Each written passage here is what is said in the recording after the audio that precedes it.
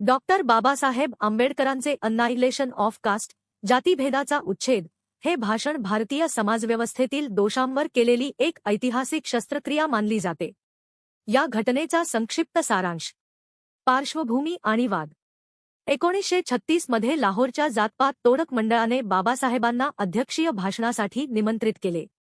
बाबासाहेबांनी भाषणात जाती व्यवस्थेचे मूळ असलेल्या वेद आणि स्मृतींवर कडक टीका केली होती. हे पाहून आयोजकांनी मजकूर बदलण्याची विनंती केली, परंतु बाबासाहेबांनी मी एक स्वल्पविरामही बदलणार नाही असे ठामपणे सांगून नकार दिला. अधिवेशन रद्द आणि पुस्तक प्रकाशन. वैचारिक मतभेदामुळे आयोजकांनी 17 मे 1936 रोजी होणारे अधिवेशनच रद्द केले. त्यानंतर बाबासाहेबांनी हे भाषण स्वतःच्या खर्चाने अन्नायलेशन ऑफ कास्ट या पुस्तकरूपात प्रकाशित केले, जे पुढे जगभर गाजले. भाषणातील 3 प्रमुख विचार. श्रमिकांची विभागणी. जाती व्यवस्था म्हणजे केवळ श्रमाची विभागणी नसून ती श्रमिकांची केलेली विषम विभागणी आहे.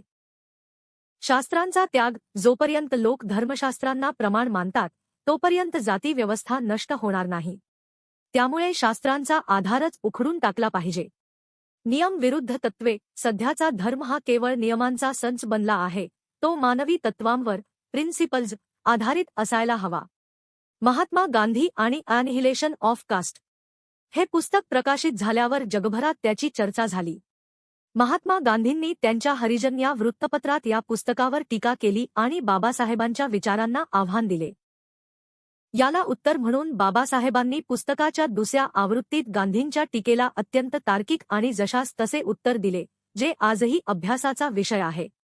वैचारिक स्पष्टता. या घटनेमुळे हे स्पष्ट झाले की डॉक्टर बाबासाहेब आता केवळ सुधारणा मागत नव्हते, तर संपूर्ण व्यवस्थेत बदल, स्ट्रक्चरल चेंज, इच्छित होते.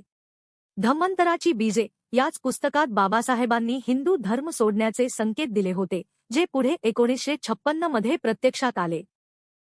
जाती व्यवस्थेचा पाया ही धर्मशास्त्रे आहेत आणि जोपर्यंत पाया उखडला जात नाही तोपर्यंत ही इमारत कोसळणार नाही. Doctor Babasaheb Ambedkar. Blue panther सांगतो तो इतिहास, आजच्या दिवशी जे घडले खास.